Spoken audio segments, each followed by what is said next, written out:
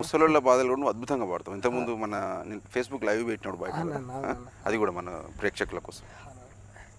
ముసలు ఇలా ముసలి వాళ్ళు అయిన తర్వాత అనాథ హాస్టల్లో వేయడం ఇంత కని సాది పెంచి మనల్ని గొప్పగా చేసిన తర్వాత వాళ్ళు ఇలా మనకు అంత కళ్ళ కనబడకుండా అయ్యరనే బాధతోని అన్న పాడినటువంటి పాట.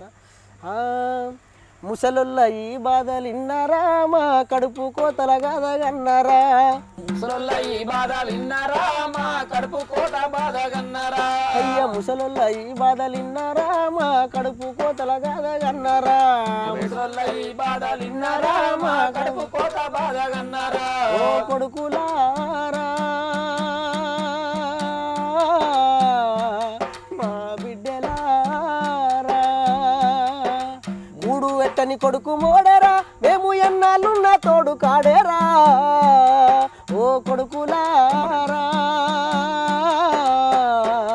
మా బిడ్డలారా ముసలుల్ల ఈ బాధలిన్నరా మా కడుపు కోతల గాదగన్నారా, ముసలుల్ల ఈ బాధ విన్నారా మా కడుపు కోతల బాధగన్నారా, ఓ కొడుకులారా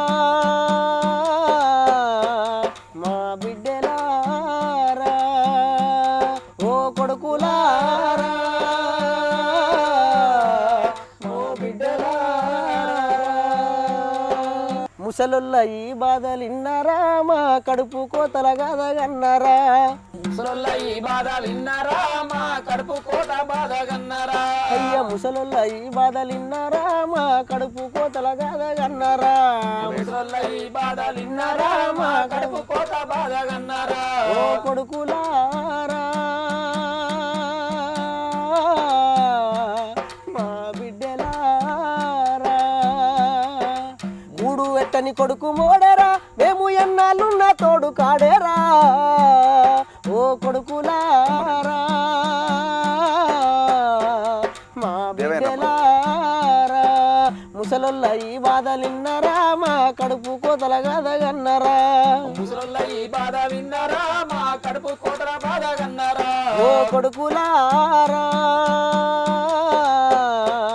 మా బిడ్డలారా, ఓ కొడుకులారా ఓ బిడ్డలారా.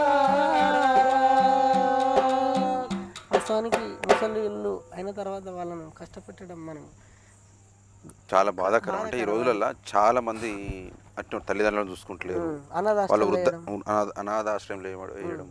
అంటే వృద్ధుల బాధలు ఏదైనా వృద్ధాప్యం మీద పడడానికి ఎవరికైనా అంత చిన్న పిల్లల లెక్క వాళ్ళు రేపు మనకి ఇదే గతి వస్తుందని మాత్రం ఎవరు గ్రహిస్తారు.